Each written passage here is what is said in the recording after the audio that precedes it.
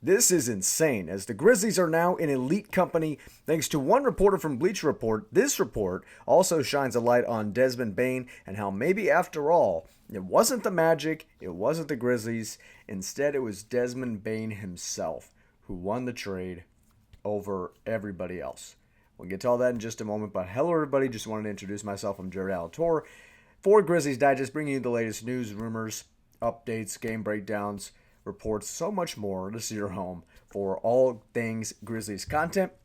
Of course, before we get started, just want to highlight our 33% of subscribers. Thank you so much. You're following the assignment, engaging in the comment section, subscribing, telling your friends, liking, commenting, subscribing to the videos, subscribing to the channel. For the 67%, this is your home, like I said, for Grizzlies Digest. We know we're still about a couple months away till the regular season, but of course, things pop up and the news, you may think it's a little slow, but like I always say, the news never stops, and that's why we're always here on Grizzlies Digest. And of course, before we get into anything today, just want to say you can join our team today if you want to be a writer or a content creator. Go to digestmedia.ca/join-us to apply. I'll have the link in the description down below. So if you ever wanted to write, be a content creator, talk about your favorite stuff, the application process is pretty simple and straightforward. It won't take you any more than a couple of minutes, maybe even less than that. But if you had a little bit of time on your hands, join our Digest family today. Again, digestmedia.ca/join-us to apply. Again, I'll have that link in the description down below. But getting into the content now, as we have a power ranking, and this is from Bleacher Report. Power ranking every NBA team by starting lineups. So they talk about it in terms of the Western Conference. Of course, they talk about Kevin Durant joining forces with Fred VanVleet, Dylan the Villain, Şengün, Steven Adams. So that's obviously going to be a force in the Western Conference. Oklahoma City Thunder, obviously the defending champions. The Denver Nuggets with Jokic and Murray. So that's at least, three teams that Memphis, they're going to have to worry about. And like I said in the last couple videos, I believe, if you want to go back and maybe watch after this one, I'm talk about how the Grizzlies are going to fare in the Western Conference in basically comparing other Western Conference teams with the Grizzlies and how they're going to fare out. What's Cooper Flag going to look like with Dallas? And Kyrie, once he gets back, what's that going to look like? Wembanyama along with Stephon Castle and Fox. I mean, Castle's going to take a big second-year leap. What about Portland? I mean, they got Damian Lillard, but they were kind of at the bottom of the barrel of the Western Conference. Are they going to get better?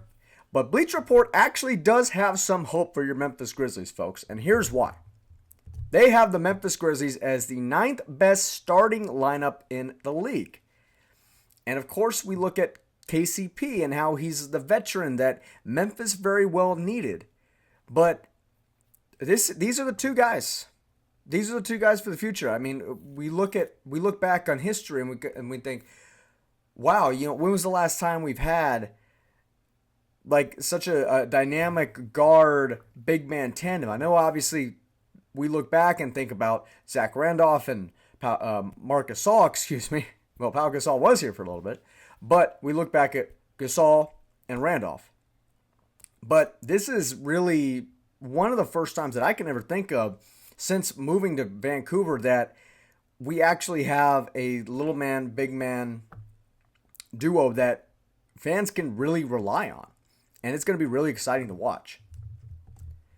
So a little bit more into it. The projected starters, of course, Ja Morant, KCP, Jaylen Wells, Jaren Jackson Jr., and Zach Edey. A first-round spanking at the hands of the Oklahoma City Thunder is what we mostly remember about the 24-25 Memphis Grizzlies, as well as a late-season coaching change, but their starting five was destroying teams last season. Even without Desmond Bane, the four-man unit of Morant, Wells, Jackson, and Edey had a sparkling net rating of plus 21.9. And that's a really good group to have on the court, right? Two rookies, Wells and Edey.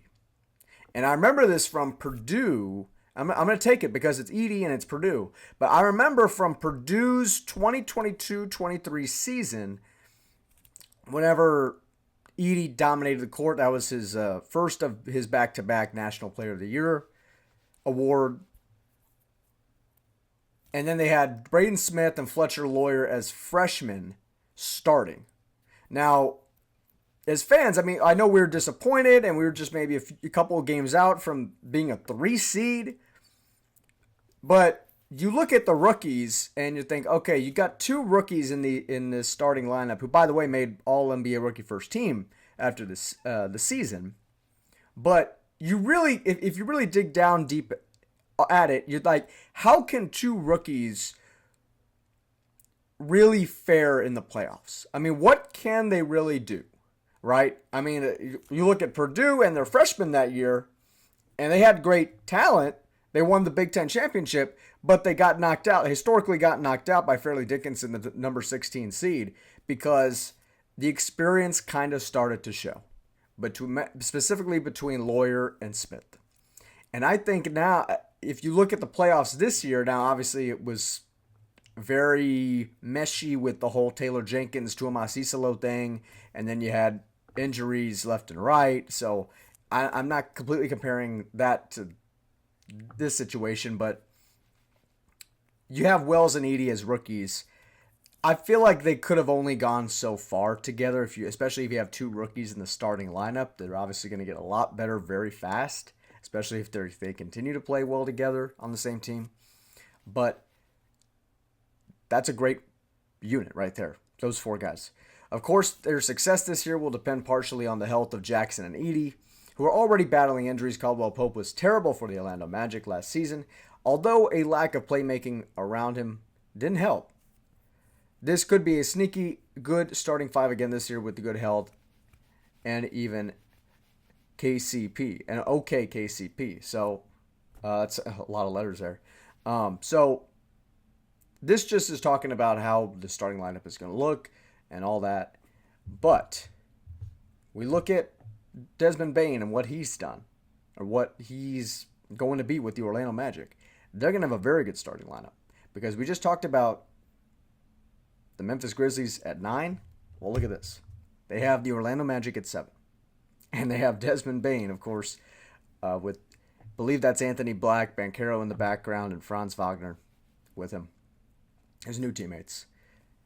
So let's see what they say about the Magic. So their projected starters are Suggs, Desmond Bane, Franz Wagner, Banchero, and Carter Jr. Injuries to various starters throughout the entire season prevented the Magic from logging in real time together. And the Magic, they're a young team. And Bane is a young guy, but compared to what Orlando is, Bane is like the older guy in this situation with Orlando. So they say adding in Bane as an elite 3-point shooter at 41% in his career and a secondary playmaker, 5.3 assists per game last season, will help boost an offense that was dreadful for most of last year. Suggs, Wagner, Banchero, and Carter are all a year closer to reaching their primes. If Franz Wagner, can even become an average 3-point shooter again, 28.9% over the last 2 seasons, this could be one of the best starting 5s in the NBA. And I think the Magic are pretty close. I think they're one of the Desmond Banes away in their sense to actually being a relevant playoff team. And then, of course, past the Magic, they had the Rockets, they had the Thunder, and they had the Nuggets and the Knicks. So those teams you expect to be in serious contention for a championship. Now, the Memphis Grizzlies can be that too, but they just got to stay on the court. But that's going to do it for this video. Leave a comment down below what you think about Bleacher Report's ranking. Is it too high, too low? Do you think it's too right? What do you think about the lineup this season? And how do you think the health is going to fare out for Memphis? Because that's going to be a huge question come the regular season. Jared Alator saying, thank you so much for watching. If you like this video, comment on this video, share this video. We'll see you in the next video. Thank you.